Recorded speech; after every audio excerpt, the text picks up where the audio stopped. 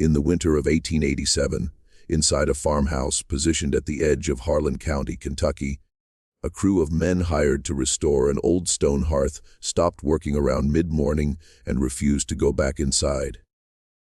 The foreman, a man named Elias Prout, filed a brief written account with the county clerk 3 days later. Not a complaint, not a legal notice, just a statement. He wanted something on record before the talk started. Before the rumors spread too far in the wrong direction. The account described what the men had found behind the fireplace's back wall when they began removing the stones one by one. A passage narrow enough that a grown man would have to turn sideways to enter. Descending at a slight angle into the earth beneath the house, Prout's statement noted 2 things that made his men refuse to continue. First, when the passage had been sealed from the inside. Second, along the narrow corridor's left wall, at roughly chest height, someone had carved a series of marks. Not letters, not numbers. That repeated at regular intervals, as though they were counting something. The county clerk stamped the document and placed it in a folder. The folder was mislaid sometime in the following decade. The farmhouse changed hands 4 more times before anyone thought to ask why the back wall of the fireplace had been rebuilt so poorly and why the mortar used on that single section was 20 years newer than the rest. Before we continue with the story of the Harlan County farmhouse and the passage that was never supposed to be found. If you've never been here before, welcome to Forgotten Stories, where we uncover the darkest and most unsettling corners of American history. Subscribe so you never miss a story like this. Hit the notification bell and tell us in the comments what state or city are you listening from tonight. The truth about what lay beneath that farmhouse didn't emerge all at once. It came in pieces the way most ugly things do. A document here, a name there. A detail that only made sense when you set it beside 3 other details that no one had thought to connect. What follows is the story of a house, a hidden passage, and the human decisions that made both necessary. Decisions that a family carried for decades in complete silence. For reasons that, once understood, reveal something deeply uncomfortable about the particular moment in American history when the passage was most actively used. Harlan County sits in the southeastern corner of Kentucky, pressed against the Virginia state line by a ridge of mountains that made it one of the most isolated pockets of the Appalachian interior for most of the 19th century. The Cumberland Mountains did not simply surround the county. They defined it. They shaped who could come in and who could leave, how quickly news traveled, and how long a secret could stay buried before the ground gave it up. To understand the farmhouse on Poor Fork, you first need to understand what Kentucky meant in the decades she music.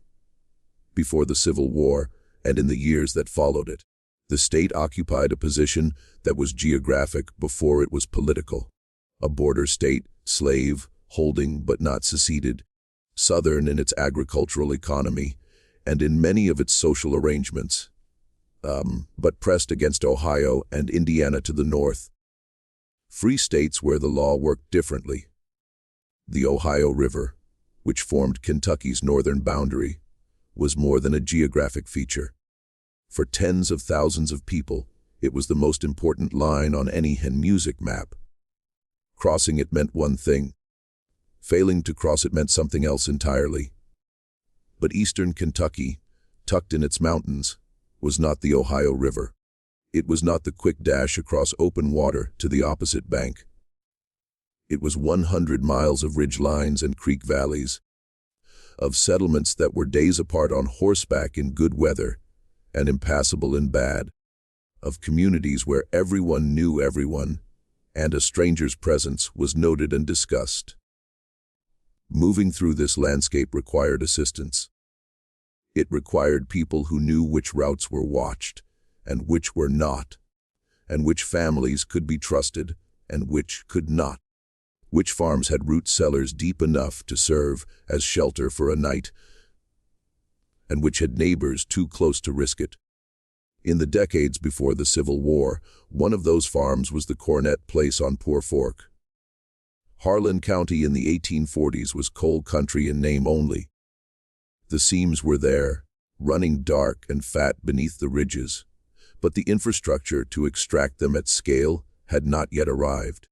What the county had in abundance was farmland carved from hollows and creek bottoms, a scattering of small communities, with names tied to family lines, Clover Fork, Cranks Creek, Yoakum Branch, and a population that had been there long enough to develop the particular insularity of people who have learned to solve their own problems quietly.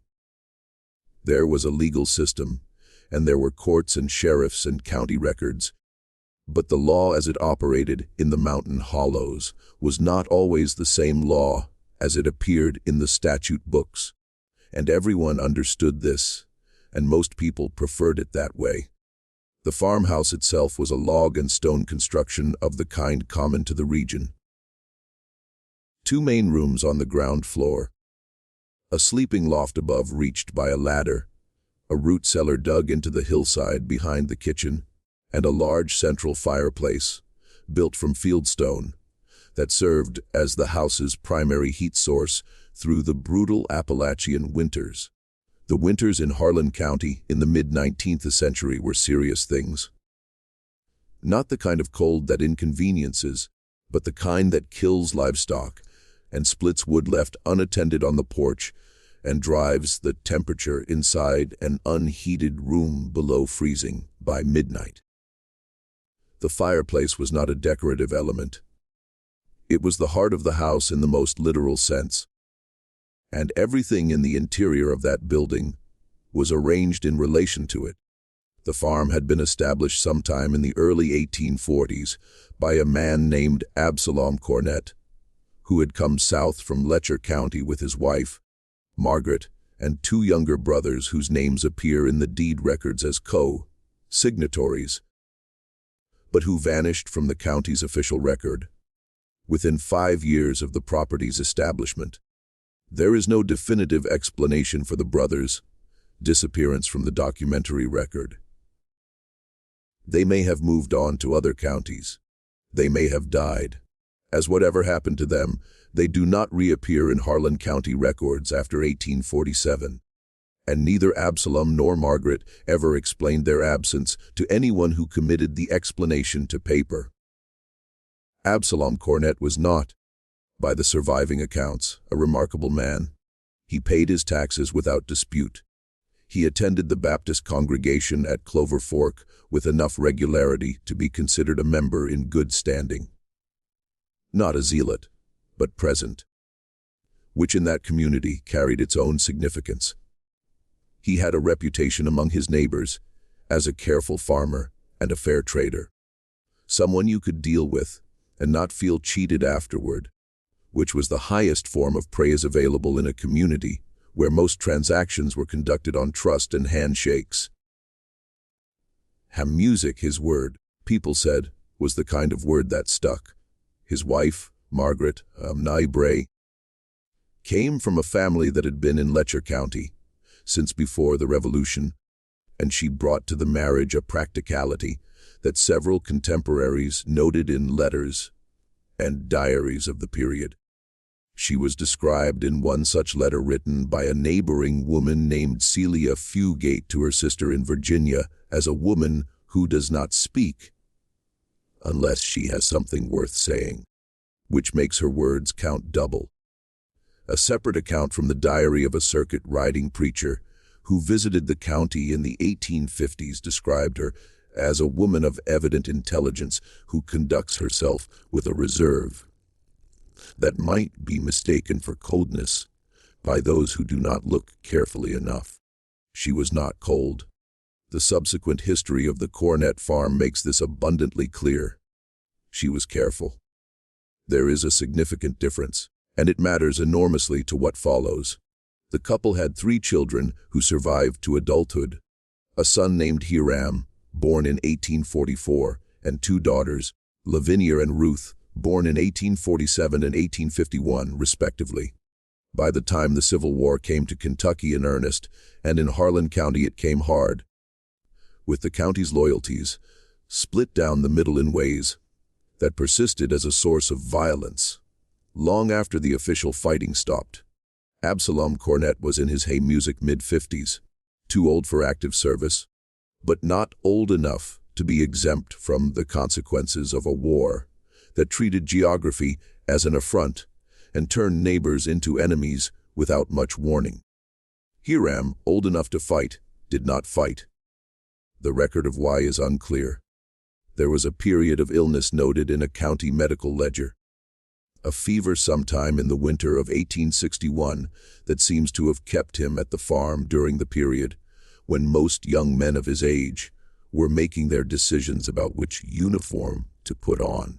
By the time the fever passed, the county's military situation had become complicated enough that a young man with a farm to manage and elderly parents to look after could, with some difficulty, remain where he was. Whether the difficulty was genuine or manufactured is a question that the surviving record does not answer. What the record does answer, clears throat or begins to answer, is what was happening at the Cornett farm during the years when the war made the county dangerous. The first documented mention of anything unusual at the Cornett farmhouse appears in a letter written in October of 1863 by a Home Guard lieutenant named Josiah Hensley, all of who was responsible for monitoring movement along the Poor Fork corridor during a period of particularly intense guerrilla activity. Hensley's letter, addressed to his commanding officer in Barberville, was a routine patrol report of the kind that accumulates in military archives by the thousands. Dry, schwa music, chore descriptive. Written in the clipped style of a man who has learned to commit to paper only what he cannot avoid committing. But buried in the middle of the third paragraph is an observation that does not fit the routine character of the rest of the report. The patrol had passed within a quarter-mile of the Cornett property on a cold, overcast morning and had observed smoke rising from the chimney at an hour when the household should not yet have been awake, well before dawn, or the letter specifies not the tentative gray of earliest morning, but the full dark of 200 or 300 in the morning, when even the most industrious farm household would not yet have started its fire for the day. The smoke was rising steadily, not as from a fire just lit, but with a settled density of a blaze that had been going for some time. This detail would be unremarkable on its own. People wake early in farming households, especially in cold weather, especially when livestock need attending. Fires are started for any number of reasons in the small hours, and a man patrolling a creek valley in October 1863 had larger concerns than his neighbors' sleep schedules. But Hensley's letter continues. Two of his men, who had paused to observe the property from the tree line, reported hearing sounds from inside the house that they described as muffled, as though someone were moving heavy objects across a stone floor. The sounds lasted approximately 20 minutes and then stopped entirely with a completeness that one of the soldiers apparently found more unsettling than the sounds themselves. The way a forest goes quiet when something is moving through it. And the quiet feels like information. When the household stirred at a normal hour shortly after dawn, nothing appeared out of order. Absalom Cornett came out to see to his livestock at the usual time. His son Hiram split wood near the barn with a methodical regularity of a man who has been splitting wood on the same farm since childhood. There was no indication in the household's daytime behavior that anything had occurred during the night. The fire in the hearth, visible through the window when the door was briefly opened, was burning at the modest level appropriate to a household beginning its morning. not the sustained high heat that weeks later Hensley would connect in a private letter to his wife with what he had seen rising from the chimney in the dark. Hensley noted the observation in his official letter, not because he thought it significant, but because he had been instructed to record a thing that deviated from the expected pattern of daily life along his patrol route. The deviation was small. He filed it and moved on. What he did not know, and what would not become clear until decades later, was that the same observation, smoke before dawn, sounds of movement in the night, not the household resuming its ordinary routine, as though nothing had interrupted it, was made on at least 6 separate occasions by at least 4 different people over the course of the war years, and the years immediately following. The pattern was there, documented in letters and diaries and account books, spread across the county's paper record, waiting for someone to read them all at once and recognize what they were describing. A woman named Duvie Napier, who lived half a mile downstream and occasionally came to the Cornett place to trade garden vegetables for milk, and to visit with Margaret in the way that neighboring women visited in isolated mountain communities, practically, purposefully, or with news and conversation that served as the main conduit of information across the hollow, mentioned in a letter to her daughter that she had twice arrived at the farm in the very early morning and found signs that the fire had been burning through the night. A quantity of ash that did not match a fire lit at dawn, a hearthstone still warm to the touch in a way that suggested hours of sustained heat rather than the modest morning blaze she could see at the time of her arrival. More tellingly, a layer of wood smoke smell in the main room that clung to the curtains and the rough, hewn furniture with a persistence that spoke of hours of burning, not minutes. Duvie Napier had not asked Margaret Cornett about this. She had noticed it, cataloged it in the private ledger that women of her time and place maintained in their minds for information that might someday matter, and said nothing. "I did not think it was my place to ask," she wrote to her daughter in a letter that the daughter apparently kept, and that eventually found its way into the county historical records.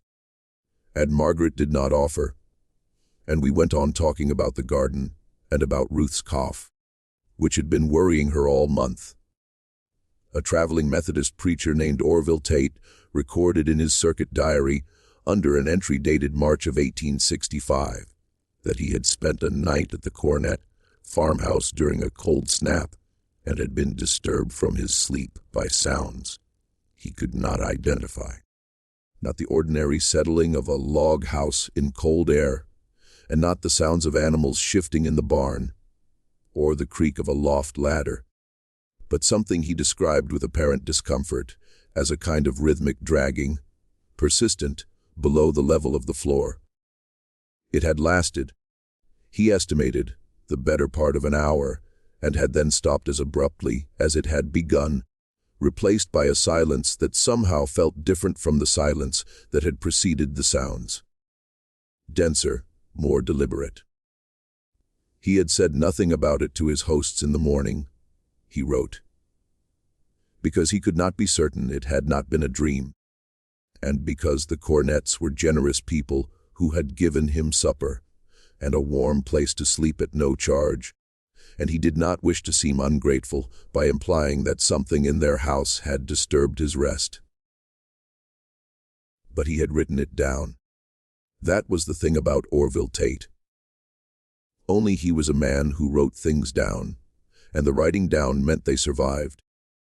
The last documented wartime observation came from a source that might seem unlikely, a Confederate irregular named Wade Sizemore, who was captured near Clover Fork in the summer of 1864, and who, during the subsequent interrogation by Home Guard officers, made a reference to the Cornett farm that the interrogating officer noted, but did not follow up on. Sizemore had been moving through the county collecting intelligence about Union sympathizers and their activities, and, in the course of that work, he had developed a conviction that the farm on Poor Fork was being used for something beyond ordinary farming. He could not specify what. He had observed lights moving at odd hours. He had, on one occasion, heard voices, low, brief, and quickly hushed, from within the farmhouse at a time when he had counted the household members visible through the window and found the count too low to account for everyone who must be inside. But he had no evidence of a specific offense, and the Home Guard officers were more interested, his musicy, in his military activities than in his suspicions about a farm in a hollow. And the reference was noted, and the conversation moved on. The war ended. The silence that follows large-scale violence is never as quiet as it sounds from a distance. In Harlan County, the years after Appomattox were marked by the kinds of violence that official histories tend to categorize as lawlessness, but that the people who lived through it understood as the continuation of wartime grievances by other means. Old scores were settled, old alliances frayed, and the men who had fought on different sides found themselves neighbors again. And the adjustment was not always peaceful. There were shootings, there were burnings. There were men who disappeared into the mountains and were never looked for very hard, because everyone understood on some level why they had gone. It was in this atmosphere, charged, suspicious, memories long and grudges longer, that the Cornett farmhouse passed through its most consequential period. And it was in this period that a man named Clarence Duff entered the story. Clarence Duff was not from Harlan County. He had come down from Pike County sometime in the early 1870s, drawn by the prospect of work and, some said, by the particular anonymity that a man can find in a community where he has no history. He was somewhere in his mid-30s when he arrived. A wiry, a watchful man with calloused hands and eyes that people described as the kind that measured things. He had a trade. He was a stonemason and a competent carpenter, which made him immediately useful in a county that had been neglected during the war years and was working through a backlog of repairs that peacetime had not yet resolved. He rented a room from a widow named Sally Gentry in the settlement at Clover Fork, kept to himself, in the way that strangers keep to themselves when they are trying to establish a reputation for reliability rather than sociability, and found work quickly. His manner was not unfriendly. People who dealt with him on work matters found him capable and honest. He gave you what he said he would give you in the time he said it would take, and he did not pad his accounts. But there was something about him that prevented easy intimacy, a quality of held backness that some people found merely reserved and others found evasive, depending on their disposition and their particular antenna for the distance that some men carry. He attended church irregularly. He did not drink, which in the 1870s was unusual enough to be noted. He had no visible connections to anyone in the county before his arrival. And in the years he spent there, he formed no close friendships that anyone could identify. His connection to the Cornett farm began in the spring of 1873, when Absalom Cornett, by then a man in his mid-60s, slowing down noticeably, increasingly dependent on hired labor for the heavier work, contracted with Duff to repair the farmhouse's stone foundation on the eastern wall, marks which had settled unevenly over 30 years and was beginning to pull away from the main structure in a way that would eventually threaten the integrity of the wall above, she music. The work was expected to take 2 weeks. It took 6. Duff's extended presence at the farm was explained at the time by the extent of the damage, which turned out to be greater than the initial inspection had suggested, and by several days of steady rain that made certain tasks impossible. Neither explanation was false, but neither explanation was complete. What was not explained, and what became a subject of considerable retrospective interest after subsequent events, now was why Absalom Cornett paid Clarence Duff, not purely in cash, the usual arrangement for contract labor, but in a combination of currency and something that appeared in no invoice and left no clear paper trail. Duff's own account ledger, recovered much later from among his effects after his death, contains an entry for the Cornett job that includes a notation written in different ink and a slightly different hand from the surrounding entries, as though it had been added after the original bookkeeping was complete. The notation reads, "Consideration received," followed by an amount and the abbreviation AGR, which may have stood for agreement or may have referred to something more specific that the abbreviation was designed to obscure. The extended presence at the farm, the unusual payment arrangement, and the notation that seemed designed to record something without describing it. These details would have meant nothing in isolation. Men were paid in unusual ways for unusual work, all the time in a county where cash was not always abundant and where neighbors settled debts in kind. But then there were the return visits. Between 1873 and 1879, Clarence Duff made at least 11 documented return visits to the Cornett farmhouse. Documented because people saw him on the road and remembered it. Because the road along Poor Fork carried light enough traffic that a man on horseback was an event worth noting. Because several of Duff's neighbors at the Gentry boarding house recalled him being absent for days at a stretch during this period and returning without explanation of where he had been. 11 visits over 6 years, each one unexplained, and each one followed by Duff's resumption of his ordinary life in Clover Fork as though nothing had interrupted it.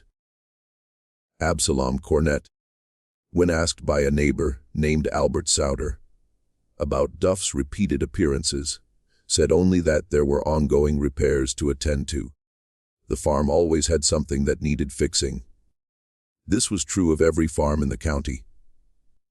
And Duff was a reliable man with a good hand for stonework. The explanation was plausible. It was the kind of explanation that a man gives when he has the right answer, and also a true answer, and he has chosen to offer the true one, because it will serve the same purpose. Souter accepted it at the time.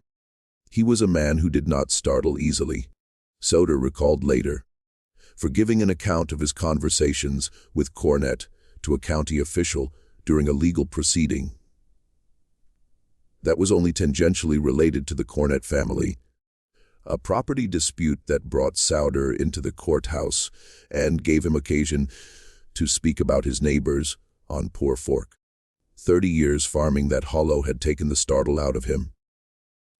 But when I asked him once, direct, what Duff was helping him with, there was something in his face that I had not seen there before. I cannot call it fear, exactly. It was more like the look a man gets when he is carrying something heavier than he wants anyone to know. And someone has asked him a question that comes to the music close to the weight of it. The observation stayed in the courthouse record. It would be read by others decades later, but you who would understand it differently than the man who transcribed it. Absalom Cornett died in February of 1879 during a winter that killed livestock across the county and left the ground too frozen to dig graves until March. His death was attributed to pneumonia, not uncommon among older men in the mountains in a hard winter, when the cold settled into lungs already weakened by decades of work in damp, music, drafty conditions, and refused to leave. His death was not considered suspicious at the time, and there is no surviving evidence that it was anything other than what it appeared to be. He was buried in the family plot on the hillside above the farm in early March, when the ground had thawed enough to receive him. in a service attended by perhaps 30 neighbors and the minister from Clover Fork. Margaret outlived him by 7 years, remaining at the farm with Hiram, who had never left home and who managed the agricultural work while his mother continued to manage what she had always managed: the household. The relationships, the invisible infrastructure of trust and obligation that held the family's particular position in the community together. When Margaret died in 1886, the farm passed to Hiram, who was by then in his early 40s, a taciturn man who had spent most of his adult life working the same land his father had cleared, and who seemed, to those who knew him, to approach the inheritance with something more complicated than simple grief. Something that looked, to the more perceptive of his neighbors, like the expression of a man who has accepted a burden that he did not fully choose and does not know yet whether he will be strong enough to carry it the way it needs to be carried. It was Hiram Cornett who hired Elias Pruitt and his crew in the winter of 1887.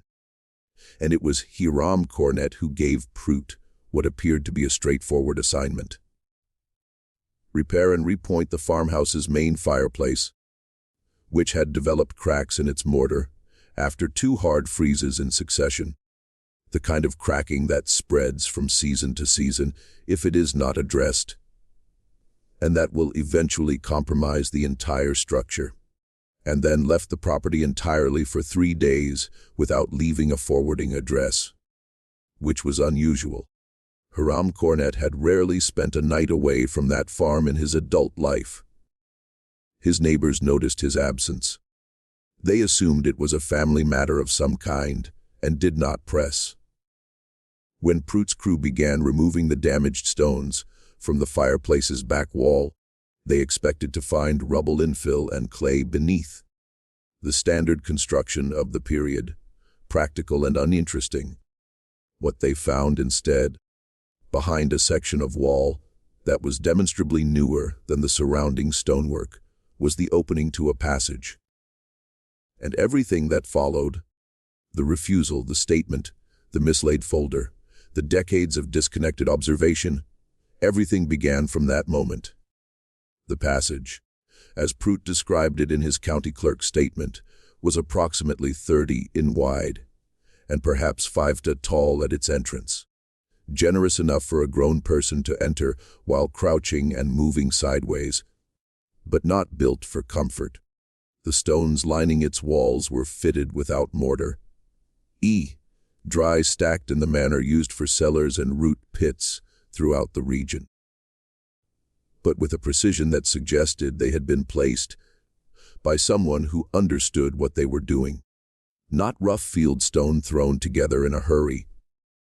Not the utilitarian roughness of a cellar wall built to hold dirt back and nothing more, but courses laid with care, with the larger stones at the base and the smaller ones above.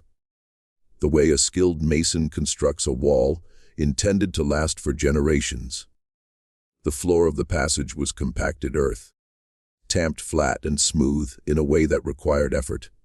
The kind of effort you invest in a floor you expect to be used repeatedly. The ceiling, where Pruitt could make it out in the lamplight, was not stone, but timber. Heavy beams set close together, and then packed above with a mixture of clay and small stones that would have supported the weight of the floor above, without creating the hollow sound that might give away the passage's existence to anyone walking through the room. Someone had thought carefully about every aspect of this construction. Nothing had been left to chance.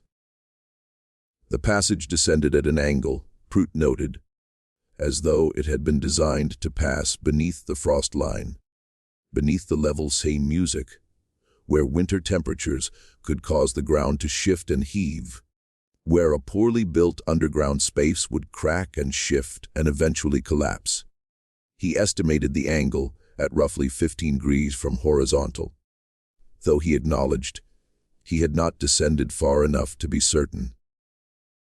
The passage continued into the darkness, beyond the reach of the lantern they had brought, swallowing the light at a distance of perhaps 30-15 and offering nothing back but a faint current of cool air that one of his men described in words that Prout recorded in his statement as the same air you get when you open a cellar that has been shut up for a long time, close and cold, and carrying the smell of earth and stone. It was at roughly 10:00, and that they had found the marks on the left wall. Prout's statement described them as vertical scratches cut into the stone face with a tool. Not scratched hastily with a nail or a blade, but carved with deliberate pressure in the manner of someone who intended the marks to be permanent. When they were grouped in sets of 5, in the traditional tali fashion, 4 vertical lines, and a diagonal cross stroke to make the 5th, the same system used by anyone keeping account over time, repeated at intervals of roughly 18 in along the wall. Prout counted from his position near the entrance lantern held forward, at least 7 complete sets before the darkness made further counting impossible. 35 marks minimum, possibly more, probably more. Given the depth of the passage and the deliberateness with which everything else had been constructed, he and his men stood at the entrance to the passage and looked at it and said nothing for a while. Later, Prout would describe this moment to several people as the point at which he made a decision. Not a conscious, articulated decision. Not the kind where you weigh your options and choose. More like the kind where your body has already arrived at its conclusion before your mind has caught up. His men were not going further into the passage. He was not going further into the passage. Whatever was down there, whatever had been carved on that wall and why, was not something that Elias Prout and his crew were equipped to understand. And the specific quality of their not understanding it made it important that someone who might understand it be told. Which is why he filed the statement. Which is why, despite the statement being subsequently mislaid, the story of what Prout's crew found did not entirely disappear. It lived in the mouths of his men, in the way that things seen together are always shared more widely than things seen alone. Manna traveled through the hollow and eventually to Clover Fork, and from Clover Fork to wherever the roads and the conversations carried it. Harlan Cornett returned to the farm on the 3rd day after the discovery. He arrived in the late morning on horseback alone, and he spoke with Prout in the farmyard with a quietness and a steadiness that Prout later would describe as the quality he remembered most clearly about the whole episode. Not anger, not distress, not the flustered embarrassment of a man caught in something. Just a kind of settled acknowledgement, as though Hiram had spent the 3 days of his absence reaching an agreement with himself about what was going to happen next, and had arrived back at the farm already at peace with it. He thanked Prout for stopping work, and this detail struck the foreman as strange. The thanking, as though stopping had been a courtesy offered rather than a refusal forced. He paid the crew for the days they had worked generously and dismissed them without further conversation. He asked Prout, before the foreman left, whether he had filed any documentation with the county. Prout said that he had. Harlan Cornett nodded at this, slowly, as though the answer confirmed something he had already known. He said nothing more about it. He then sealed the passage entrance himself, using new mortar and stones sourced from a pile of rubble behind the barn. Material that had been sitting there long enough to be weathered. Long enough that it would not look conspicuously new if you were not looking for it. The work took him most of an afternoon, and a neighboring boy who had come to the farm on an errand from his mother stood at the yard fence for the better part of an hour and watched him do it, with the frank curiosity of an 11 6-year-old boy who does not yet understand that there are things being witnessed as see music that will not become comprehensible for 60 years. That boy was named Monroe Begley. He would work the coal mines when they came to the county. Work them for most of his adult life. Carry the image of Harlan Cornett, sealing that fireplace wall through all of it. And when he finally gave an account of what he had seen to a local historian in the late 1930s, he described Harlan's manner with a precision that suggested the image had never faded. He worked the way a man works when he is not thinking about the work.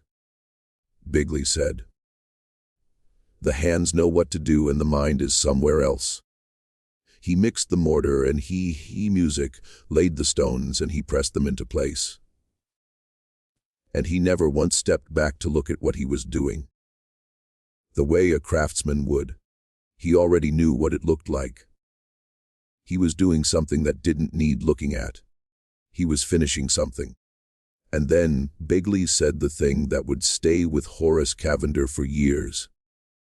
The question I always wondered about but never asked, because there was no one left to ask, was whether he sealed it because he wanted to forget, or because he already knew there was nothing left inside that needed tending. Nothing left inside that needed tending.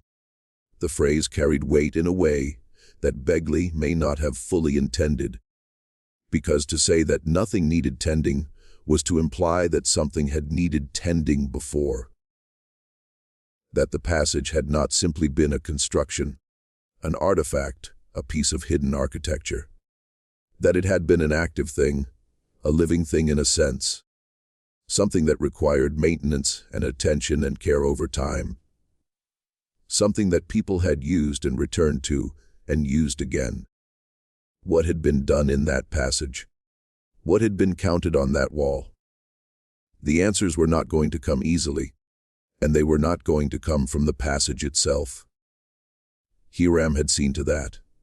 They were going to have to come from somewhere else. From paper. From memory. From the particular willingness to sit with partial information long enough for the parts to arrange themselves into something coherent. They began to come slowly. Nico from a physician named Dr. Samuel Reardon. Dr. Samuel Reardon arrived in Harlan County in 1891, 4 years after Prout's discovery. He had been hired by a mining company, one of the several organizations then beginning the process of consolidating land and mineral rights in preparation for large-scale coal extraction, to conduct a survey of general health conditions in several Harlan County communities. The coal operators had learned from experience in other mining regions that the health of the local population had direct implications for their ability to recruit and retain a labor force. And they wanted to know what they were working with before they committed resources. Dr. Reardon was thorough, methodical, and possessed of the particular gift that distinguishes good physicians from merely competent ones. The ability to listen to what people tell him and hear beneath the words what they are not quite saying.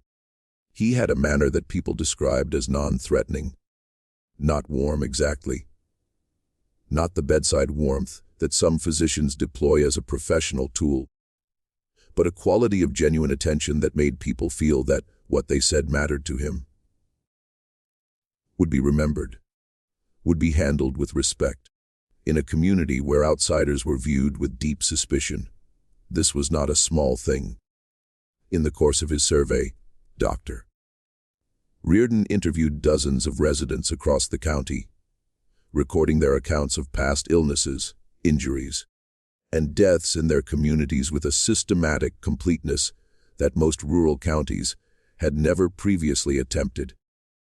He asked about epidemics, about infant mortality, about the kinds of chronic conditions that mountain life produced in people who worked outdoors in all weather for decades.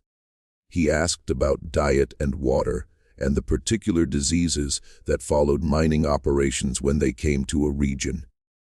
He was building a picture and he needed data. It was in this capacity that he first encountered, in a conversation with an elderly woman named Priscilla Bolin, a piece of the Cornett story that had never been committed to official record. Priscilla Bolin was in her late 60s when Dr. Reardon visited her, which put her birth date in the 1820s. Old enough to have adult memories of the antebellum period, old enough to have lived through the war as a woman who understood what she was watching. She had been born in the county, had lived her entire life within 5 miles, Shea Music, of the Poor Fork, had known every family along the creek bottom for 60 years.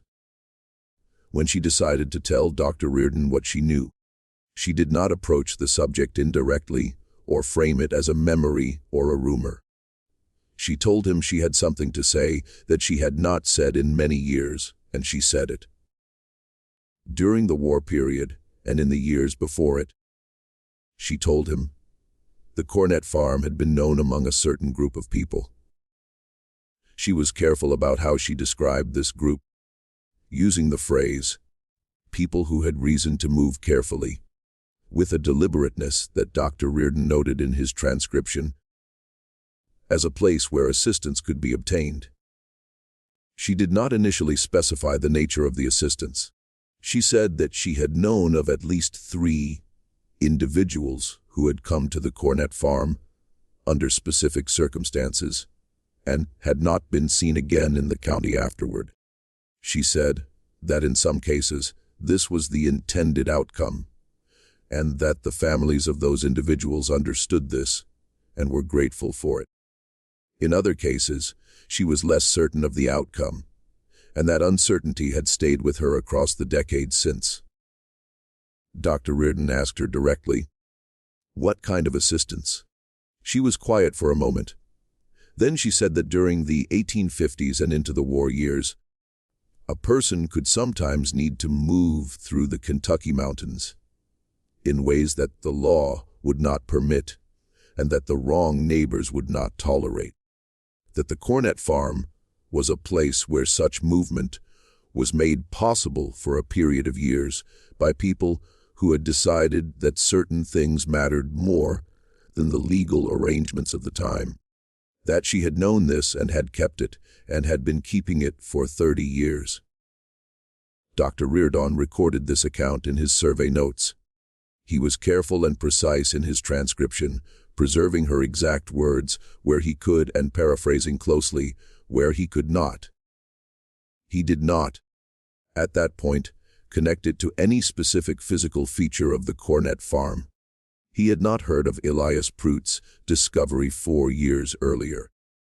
He noted the account as an example of the wartime social networks that had existed throughout eastern Kentucky, networks that had moved information, goods, and people under difficult and dangerous conditions, and added a brief editorial observation that the isolation of the mountain hollows had made such networks simultaneously and necessary and more sustainable than they might have been in more accessible terrain. He filed the survey with the mining company. The survey was filed in the company's records. The records were never returned to the county, but Dr. Reardon had kept his own copy of the notes. The second major piece of the puzzle came from Clarence Duff himself, or rather from what remained of his papers when he died in 1894, alone in a boarding house in Pennyville. Duff had never married, never acquired property of any significance.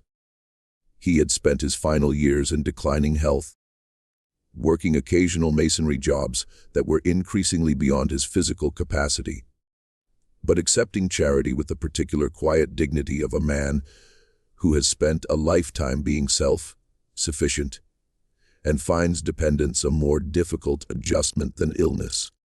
He died without family, without friends in any conventional sense, without anyone to sort through his belongings and decide what mattered. His papers, the account ledger, a small bundle of letters, and a notebook that appeared to be a kind of personal journal, were claimed by no one and eventually passed into the possession of a school teacher named Horace Cavender. who had been friendly with Duff in the last years of his life, in the way that a careful, curious man sometimes befriends an aging solitary, drawn by the sense that there is something worth knowing beneath the surface that will never be offered voluntarily.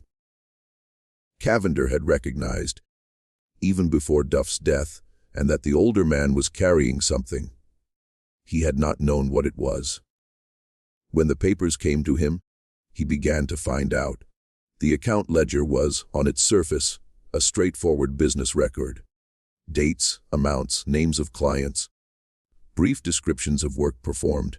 It covered a period of roughly 30 years, from shortly after Duff's arrival in Pike County through the last years of his working life.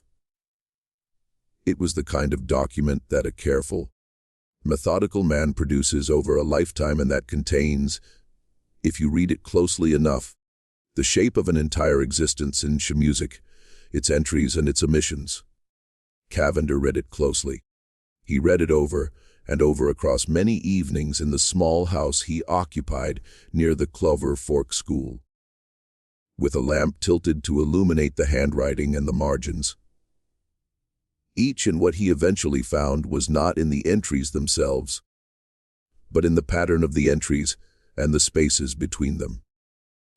The pattern of Clarence Duff's work life, reconstructed from the ledger, showed a man who took on jobs, completed them, and moved on, except for the 6-year period from 1873 to 1879, during which a single client appeared in the record repeatedly, 11 times, for services that the ledger described in terms vague enough to be meaningless. 11 returned visits to a single client over 6 years for work that Duff apparently could not or would not specify in his own private account book. The consideration received notation, the initials and the abbreviation that might have meant agreement or might have meant something else. It was not evidence of anything specific. It was a shape in the data, a pattern that did not match the surrounding patterns. And Horace Cavender had been a school teacher long enough to know that when a pattern breaks, the break is often the thing worth studying. The notebook was harder to read. Duff's handwriting, always cramped and inconsistent, deteriorated significantly in the later years of his life, and entire pages were nearly illegible without strong light and considerable patience. But Cavender had patience. It was, perhaps, his defining quality as both a teacher and as what he was slowly becoming, which was an investigator of sorts, a private historian, a man who had stumbled into a mystery that did not have a name yet. What he eventually found in the notebook, across months of careful reading, was a series of dated entries corresponding almost exactly to the 11 return visits in the ledger, where the entries were brief, written in a kind of compressed notation that seemed designed for Duff's own use, rather than for any reader who might come after him. They contained directions, geographic directions, specific to local landmarks that Cavender recognized, and time estimates, and what appeared to be the number of stops on a route, expressed as numerals without further explanation.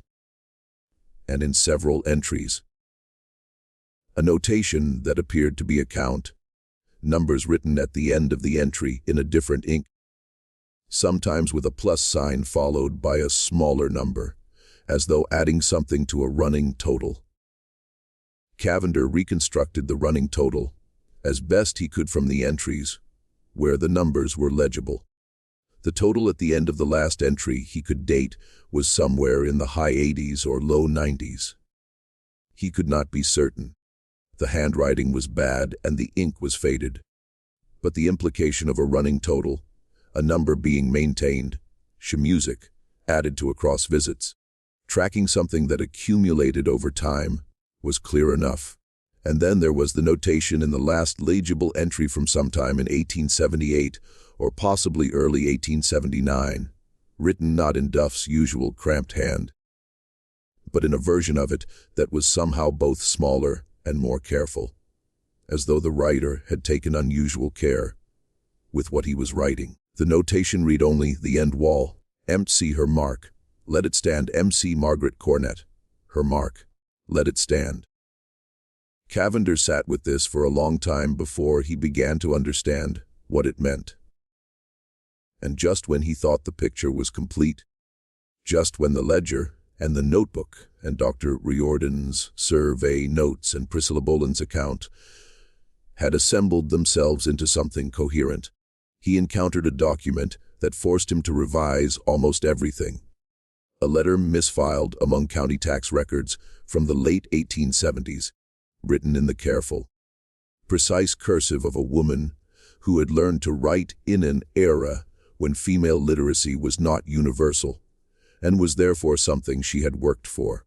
Written in October of 1877, addressed to a person identified only by initials, 2 initials, first and last name, that Cavender spent weeks trying to match to any name in the county's records, without success.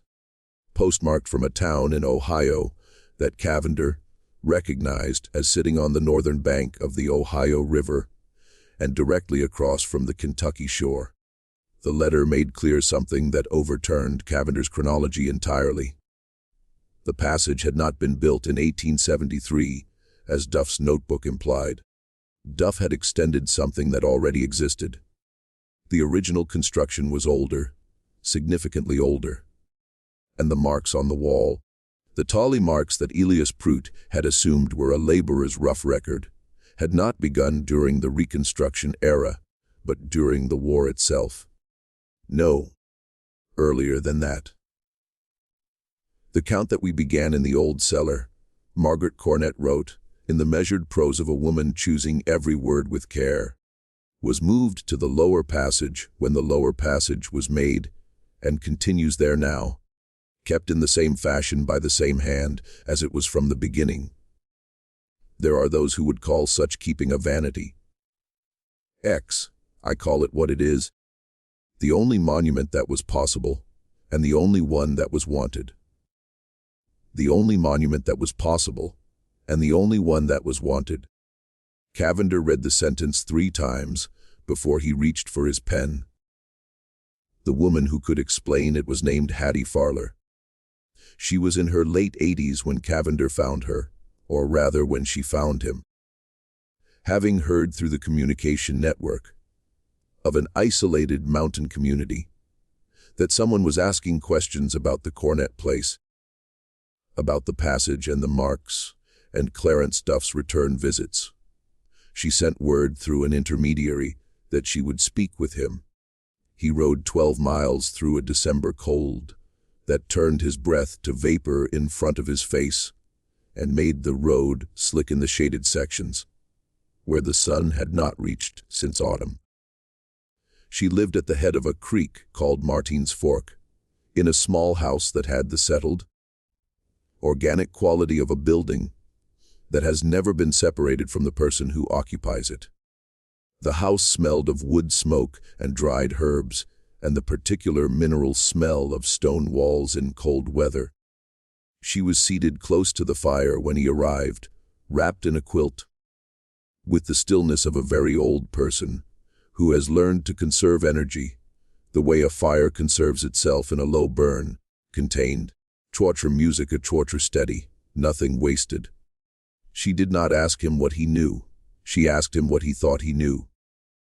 And then she listened to his account, with an expression that shifted once, slightly, when he mentioned the count in Duff's notebook, and then settled back into a composure that he read as the expression of a woman who has been deciding on for many years whether to have this conversation and has finally decided. "You have most of it," she said. "Not all of it. The part you are missing is the beginning. The beginning," she told him, "was not Clarence Duff, and it was not 1873, and it was not even the Civil War. The beginning was Margaret Cornett, and it was the late 1840s. And it was a decision that Margaret had made before the farmhouse on Poor Fork was more than a few years old. Margaret Bray had grown up in Letcher County in a family that straddled the particular moral geography of eastern Kentucky. Trotchim music, torture in the antebellum period. Not slaveholders themselves, not poor enough to be entirely outside the slave economy, but connected by geography and trade to both the institution and to the complex of people who opposed it. She had grown up knowing that certain things were done.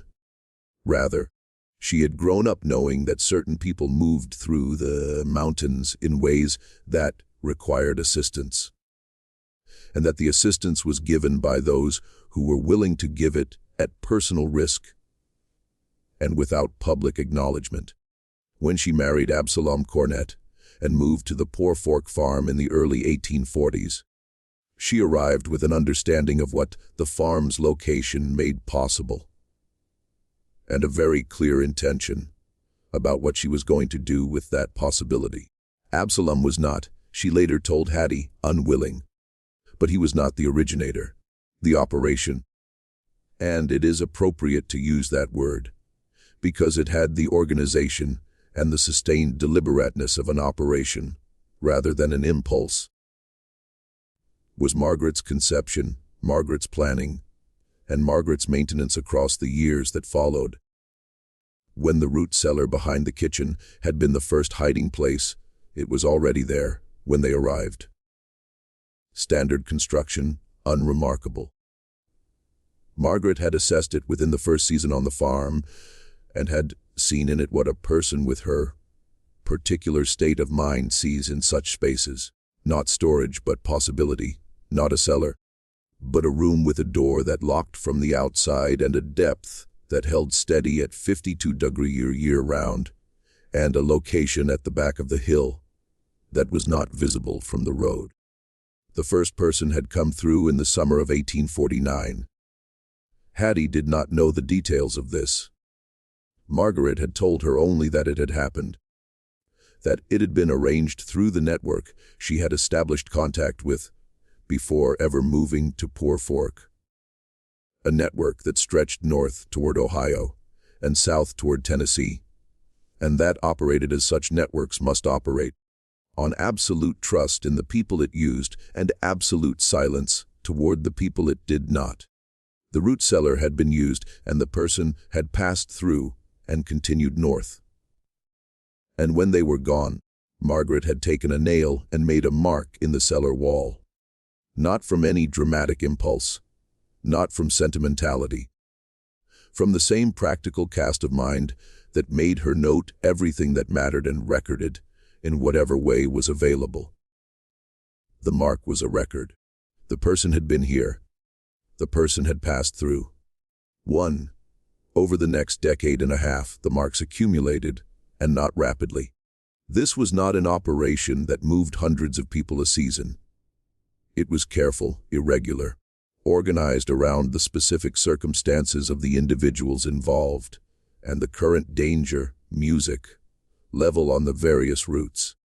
Some years there were many marks. Some years there were none.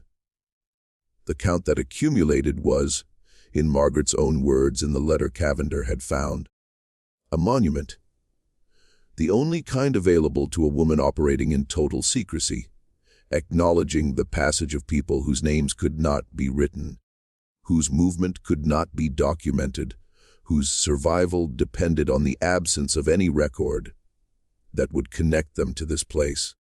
When Clarence Duff came to the farm in 1873, he came for a specific purpose, to build the passage. The root cellar had become insufficient. The war had changed the county in ways that made the old arrangements precarious. Reconstruction had not ended the danger. In some ways, it had intensified it, because the legal status of people who had been enslaved was now being contested in new ways, through new legal mechanisms, by people with resources and institutional support. The network had continued operating after the war because the need had continued after the war, and the need required better infrastructure. Duff had been recruited through the same network. His history, before Pike County, was not something he had ever shared in Harlan County, and it was not something that Hattie Farler could speak to in detail. Her music, but his willingness to come, to do the work quietly, to accept payment in a form that was partly money and partly the kind of silent understanding that people in such networks exchange when money is insufficient. This she knew. He had built the passage, and he had built it well, and he had come back 11 times across 6 years to maintain it and to serve when needed as a guide along the routes that the passage connected to. The last time anyone used it, Hattie said, was in the early 1880s. Margaret was still alive. She counted them in herself. She said afterward that she counted because she wanted the number to be exact. She did not want to approximate what had been done. She wanted the record to be accurate. Cavender asked the question he had been building toward for years. How many marks are there? At the end of the passage, up in the section that Prout's lantern didn't reach. Hattie Farler was quiet for a moment. The fire shifted, settling lower, and the shadows in the room rearranged themselves around the new shape of the light. I was inside it once, she said. Margaret took me in the late 1870s. She wanted someone else to have seen it. She wanted a witness. I counted.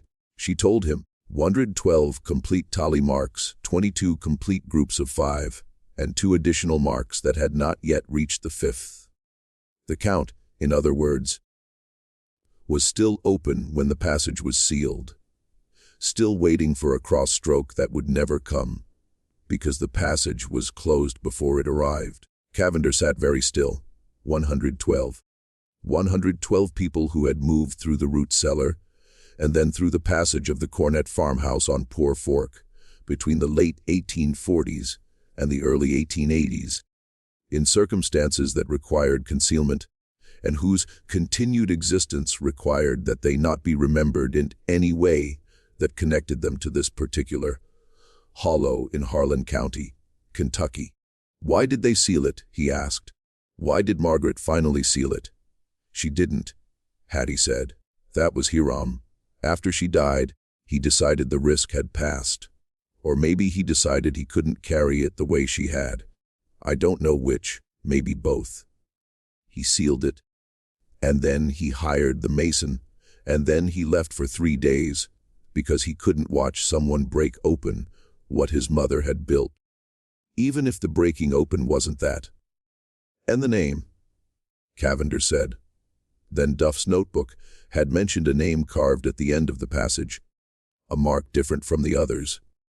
Hattie looked at him for a long moment. Then she described it. A woman's name, first name only. Cut in careful letters 1/2 inch tall, at the very end of the passage wall, where the passage terminated at a stone face. A name that Cavender recognized when he heard it as belonging to no one he had ever found in any county record connected to the Cornett family. A name that stood there at the end of the count, not as a number, but as a person. The person for whom the count had been kept, the person who had been the reason for the first mark on the root cellar wall in the summer of 1849. The first one through. The one who had made the operation possible by demonstrating that it was possible. The one whose passage had convinced Margaret Cornett that what she was doing was worth doing, that the risk and the silence and the weight of the secret were worth what they produced at the other end of that cold, narrow underground corridor. Cavender did not ask Hattie to repeat the name. He had heard it clearly the first time. And as he prepared to leave, mounting his horse in the December cold with his notes inside his coat, where the wind could not reach them, he made a decision that he would maintain for the rest of his life. The name would not go into his record. It had stayed private for 60 years because the people who knew it had decided it should be private. He was not in a position to override that decision. Some things belong to the people who made them, and the archivist's job is not always to surface everything. No, sometimes see music, it is to understand what was buried and why, and to let the why stand. Horace Cavender never published anything about the Cornett farmhouse.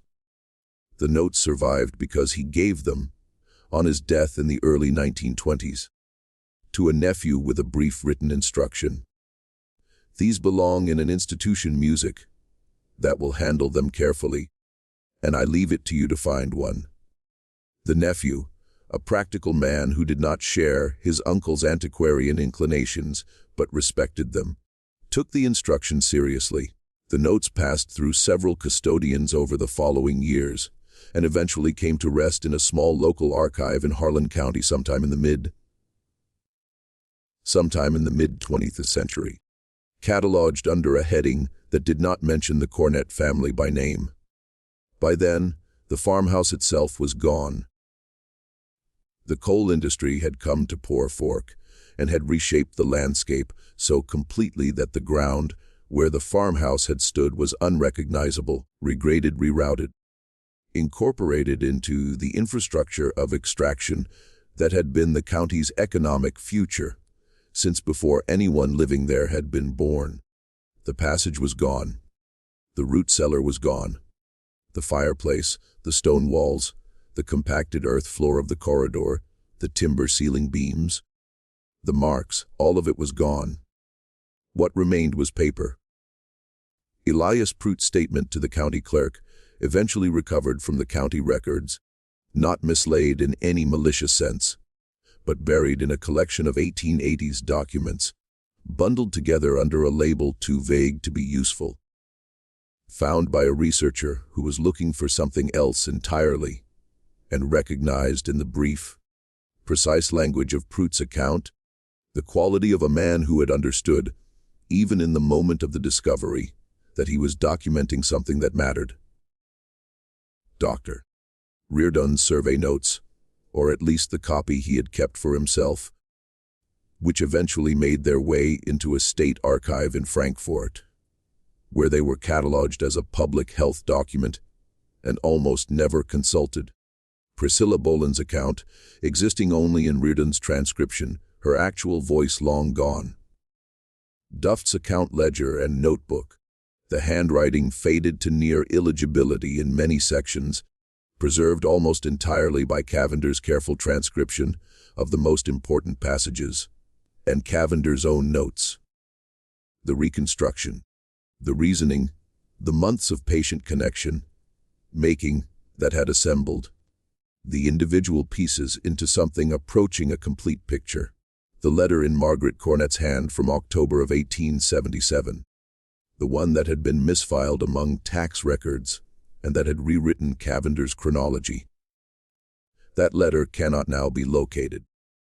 Whether it was removed deliberately, whether it was lost in one of the moves the archive collection underwent over the decades, whether it was destroyed, no one knows. Cavender's transcription of the key passages from it is the only evidence that it existed.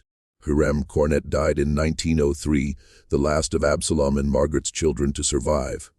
He had never married. He had farmed the Poor Fork land until the mining companies began buying up the mineral rights in the county. And then he had sold. And then he had moved to a town further up the county and lived out his final years in a boarding house, not entirely unlike the one where Clarence Duff had died 9 years earlier. He left no papers.